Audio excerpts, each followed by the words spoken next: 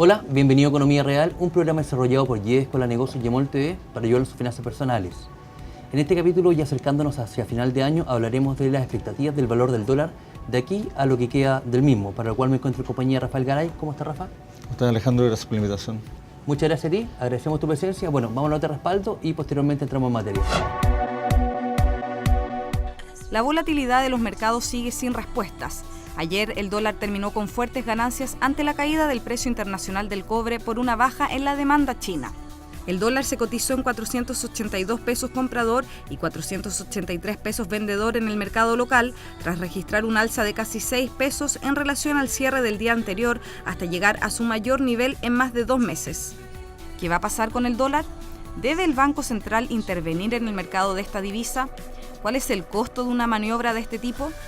Ante este panorama, ¿es bueno que baje o suba el dólar respecto de nuestra moneda local? Con esto, ¿de qué manera se ven afectadas las finanzas de los chilenos? En tanto, en Estados Unidos se espera una compra masiva de bonos conocida como QE3, lo que implica un aumento en la impresión de dólares en el mercado. Pero, ¿en qué podría influir este movimiento en el precio del dólar en Chile? ¿Se verá afectada la inflación? ¿Nos volvemos un país caro o barato en el cual invertir? Rafael, un mercado que está con mucha volatilidad. Vemos, ¿no es cierto?, que el rescate español nunca llega. Hoy día, la verdad que ya nos estamos preguntando cuán necesario o cuán eficiente sería un rescate a esta altura. Vemos que, por otro lado, la economía alemana no entregó buena cifra. Cuando vemos las proyecciones de futuro de China, nos damos cuenta que los especialistas hablan de que es muy difícil que vuelva a crecer de aquí a 2 dígitos en los próximos años. Un escenario bastante volátil, lo cual también está pegando de forma importante a las expectativas de crecimiento y también con respecto al tema con el tema del dólar. Para que la gente entienda también, este año la moneda chilena se ha visto fuertemente apreciada. De hecho, es, ¿no es cierto?, la moneda más apreciada del mercado mundial. ¿Qué es lo que se espera de aquí a términos de año con respecto a las expectativas del dólar? Algunos hablan ya de un posible intervencionismo del Banco Central. Otros dicen que la verdad que la intervención que haga es más o menos inútil. ¿Qué pasa con esto? Yo diría, Alejandro, varias cosas. Primero, obviamente nosotros estamos sufriendo el efecto de lo que se denomina en algunos casos enfermedad holandesa. O sea, tenemos el precio de un commodity exportable que representa hoy día el 59% de nuestras exportaciones pegada al techo. Eso significa que por conceptos de venta de cobre están ingresando muchos dólares al mercado. Adicionalmente a eso tenemos un país que es un país estable, por lo tanto también se busca como un país de resguardo entre los países emergentes. Y adicionalmente a eso tenemos un diferencial de tasa que no es menor. Tenemos una tasa de interés de política monetaria de 5% versus el 0,25% que tiene Estados Unidos, y eso también hace que ingresen capitales. Todos esos factores están empujando el tipo de cambio a la baja. Para explicarlo bien a la gente, para un inversionista extranjero es más dinero traer dólares de acá, colocarlo a la tasa de interés corriente chilena, que le va a generar mayor rentabilidad que dejarlo en Europa o que dejarlo en el mercado europeo a un nivel de riesgo, ¿cierto?, bastante bajo, lo cual hace que sea atractivo el hecho de seguir metiendo, ¿no es cierto?, mayores divisas norteamericanas en Chile. Exactamente, y a eso tienes que sumarle un fenómeno, ¿cierto?, que está pegándole a todas las monedas, y es que Estados Unidos ha hecho una inyección monetaria muy fuerte en su economía. Recordemos que ahora en este cierto alivio cuantitativo 3, lo que está diciendo es: nosotros vamos a inyectar eternamente recursos hasta que la economía se recupere, y eso significa sobreabundancia de dólares. Y cuando hay sobreabundancia de dólares, obviamente el dólar se tiende a debilitar, y es parte de la fórmula, ¿cierto?, que tiene Estados Unidos para poder recuperar competitividad, por lo menos en el sector exportador, versus una demanda interna que no está reaccionando con fuerza y por tanto requieren de una mayor potencia exportadora. Lo que estamos viendo en Chile hoy puntualmente, quizás por una caída puntual del cobre, es una apreciación, pero el tipo de cambio se está moviendo en el rango de los 470, 472 pesos.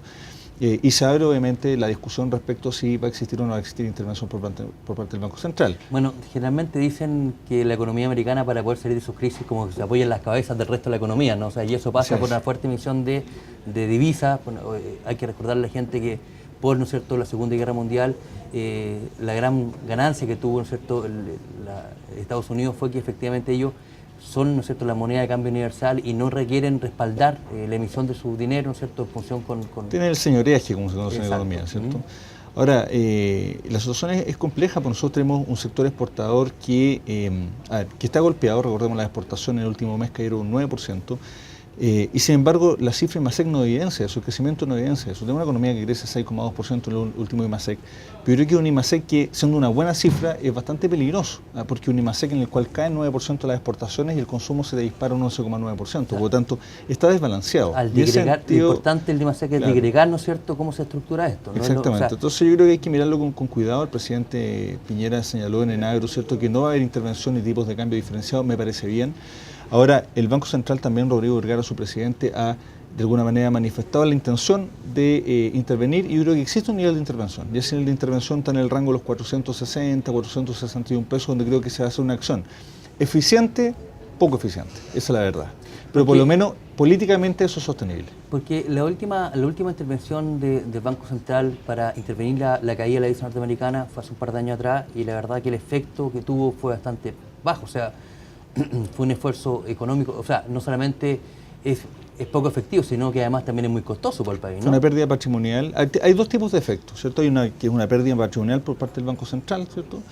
Pero también se genera otro efecto, y es que el Banco Central, para poder retirar estos dólares de la economía y hacer que el precio del dólar suba, tiene que inyectar dinero en la economía. Y ahí te quedan dos opciones: o deja ese dinero en la economía, con lo que generas inflación, o esteriliza, es decir, colocas papeles de deuda, ¿cierto?, y sacas ese dinero, lo que significa que aumentan las tasas de interés. Y al aumentar las tasas de interés, frenas la actividad económica por un lado, y por otro lado vuelves a aumentar el diferencial de tasas y siguen ingresando dólares. Entonces, la intervención del Banco Central es algo transitorio, no tiene una permanencia en el tiempo, ¿ya? Ni siquiera los controles de cambio. Recordemos que frente a una moneda muy apreciada como era el yen japonés, ni siquiera el gobierno japonés, siendo la tercera economía del mundo, logró, cierto, vía controles de cambio frenar la apreciación del yen. Entonces yo creo que la situación es compleja, y lo que uno tiene que hacer es intervenir o ayudar al sector exportador, pero a nivel de bajar la estructura de costos, cosa que este sector exportador pueda mantenerse con cierto grado de competitividad, medida que no opera en el corto plazo. Por eso la intervención del Banco Central es un balón de oxígeno en el corto plazo, mientras tú ayudas a que los sectores exportadores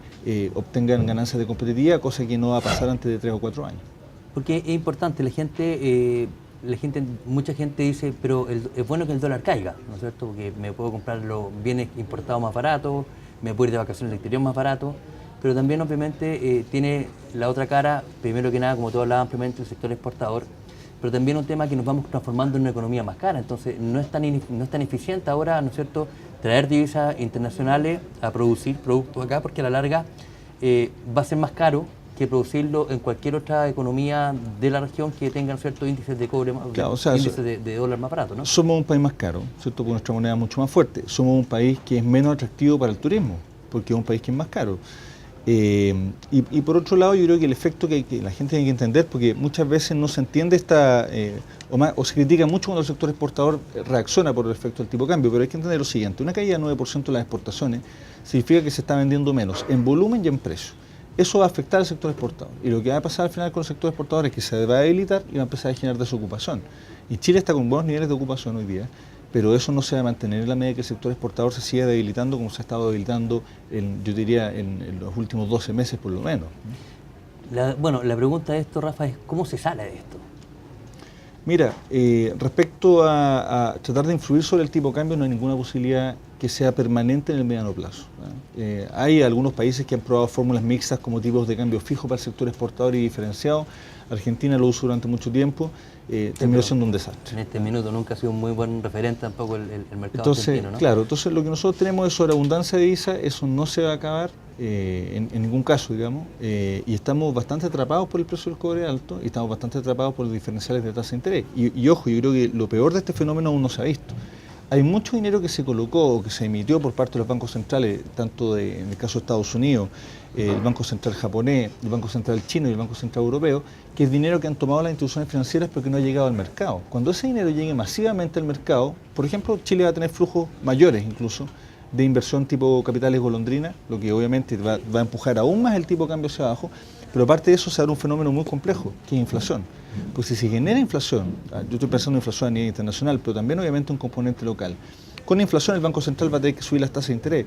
Si sube las tasas de interés, con todos estos flujos de capitales vamos a tener más influjo de dólares, claro, y por lo tanto el tipo de cambio podría llegar a niveles realmente dramáticos para el sector exportador, y es ahí donde hay que buscar seguros de cambio, algunas posibilidades de intervención transitoria y menor gasto fiscal.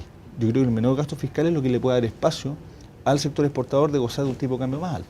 problema es que todos los indicadores y todas las presiones sociales también van en el camino contrario, o sea, al alza. Al gasto y te fiscal. encuentras el año 2013 un año de gran influjo de capitales, pero que es un año además electoral. Por lo tanto, digamos, propensión de bajar el gasto no está puesta sobre la mesa. Se nos está armando una tormenta perfecta bajo sus parámetros, ¿no? No sé si tormenta perfecta, pero por lo menos va a estar el escenario complejo durante el año 2013. ¿Cuáles serían las expectativas de aquí a final de año, Rafa, con respecto a la posible cotización del dólar? Mira, creo que el dólar va a tener se va a comportar en los rangos que hemos visto ahora, ¿cierto?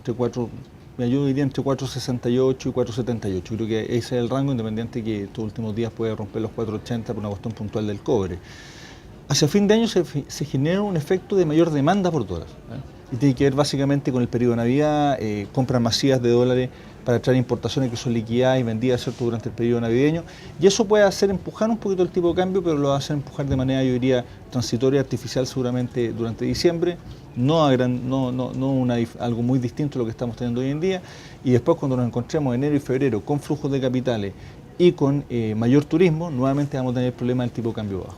Rafa, la pregunta frente, que lo más probable está saliendo también, le está surgiendo también a nuestro televidente, ¿cuál, con este alto nivel de volatilidad, en donde los papeles también, ¿no es cierto?, la colección de papeles también está haciendo de un bajo rendimiento, tenemos que el dólar como moneda de resguardo no está funcionando, ¿cuál sería hoy día entonces el instrumento óptimo para apuntar hacia un ahorro saludable en términos, más bien a términos pequeños, términos ¿no es cierto?, de una economía doméstica? Lo que pasa es que siempre el resguardo tradicional en Chile, al menos, ha sido el dólar. Uno siempre se ha resguardado en dólar y todavía uno escucha muchos casos de gente que compró 700 y hoy día se encuentra con niveles de 480 o menos. Te das cuenta que una tremenda pérdida y probablemente eso no se va a recuperar nunca. Pero hay otras alternativas, y una alternativa que yo la encuentro con bastante resistencia y es una inversión que ha sido muy rentable en los últimos 20 o 30 años, es el oro. Independiente de que hoy día está bastante caro para comprar oro, porque está por arriba de la barrera de los $1.700. $1.706 hoy día. Entonces, pero sigue siendo una buena reserva de valor, y lo otro hay que buscar, hay alternativas como fondos de inversión privada, etcétera, que tienen ciertas rentabilidades garantizadas, por lo menos nominales, que con baja inflación significa un buen diferencial, y uno debería apuntar ahí para tratar de defender parte del ahorro, por lo menos mantener el poder adquisitivo. Y lo otro que hemos dejado fuera en esta ecuación son los altos niveles de deuda. Seguimos sin ley de deuda consolidada, eso es un desastre. Nosotros necesitamos más información, la gente en Chile está endeudada y es importante que esa información, primero, sea transparente, y segundo, enseñemos el concepto de endeudamiento responsable para que la gente pueda mejorar su calidad de vida adelantando el consumo a través de la deuda, pero que no quede con los niveles de endeudamiento desproporcionados que tiene hoy en día. Bueno, eso nos va a quedar cómo endeudarse en forma responsable, entonces va a ser invitación que te vamos a hacer para el próximo capítulo. Perfecto. Aquí, Rafa, a Espacio Economía Real, y esperamos que esta información para ustedes sea relevante para tomar decisiones con respecto a sus finanzas personales. Que estén muy bien y nos vemos en una próxima oportunidad.